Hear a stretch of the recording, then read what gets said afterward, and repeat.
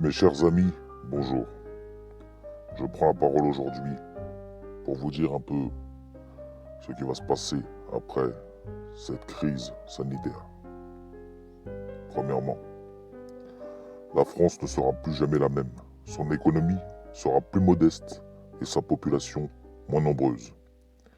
La guerre bactériologique menée par la France entraînera la baisse du PIB, c'est-à-dire la baisse du niveau de vie du peuple français. Après cette crise, il y aura forcément des sanctions, entre autres la perte de subventions de l'État, RSA, APL, Sécurité sociale et autres. Nous subirons également l'augmentation des prix du tabac, de l'essence et de l'alimentation. Comme vous le savez, la France est un pays qui importe plus qu'elle n'exporte. Nous dépendons depuis toujours des autres pays du monde, que ce soit pour l'alimentation, l'électroménager, le textile, le tabac, le pétrole et autres. Les Français, vous devez vous préparer à une pénurie d'approvisionnement qui sera due à la fermeture des frontières. Cela n'arrivera pas tout de suite, c'est vrai. Aujourd'hui, le transport de marchandises est encore à disposition, mais comme vous le savez, après cette crise sanitaire, certaines frontières resteront fermées. Ce jour-là, la France sera encore plus dépendante que jamais, car beaucoup de secteurs seront effondrés. Et les pays voisins pourront ainsi afficher leurs prix. Certains d'entre vous qui m'écoutez actuellement doivent penser que cette crise ne durera que quelques semaines ou quelques mois. D'autres seront plus réalistes à l'écoute de mon message et comprendront qu'après une guerre, il y a de l'emploi, des bâtiments à reconstruire. Le peuple reprend une activité sociale, professionnelle, culturelle. Mais quand une pandémie touche un pays, il n'y a rien à reconstruire. Il n'y a plus de travail.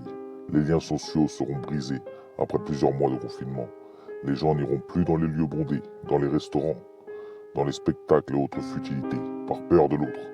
Peur de que l'autre puisse le contaminer. Nous resterons à tout jamais dans la psychose.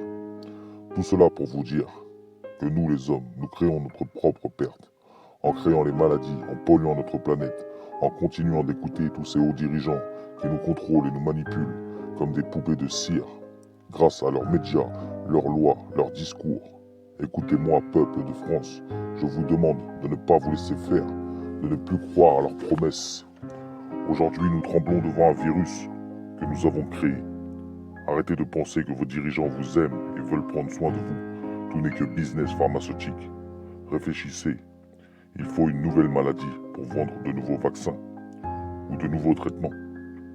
Pensez-vous vraiment qu'ils vous aiment, tous ces hauts dirigeants, pour créer l'inégalité dans les richesses, qu'ils laissent les pauvres et honorent les riches, qu'ils laissent le peuple travailler avec acharnement jusqu'à une retraite qui n'aura même pas goût à apprécier, car il aura juste assez pour survivre.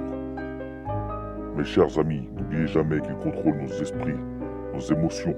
C'est pour cela que nous avons le devoir de garder nos pensées intactes et rationnelles. Et une fois que cette crise sanitaire finit, nous devons nous dresser devant ces manipulateurs et le peuple devra reprendre le pouvoir.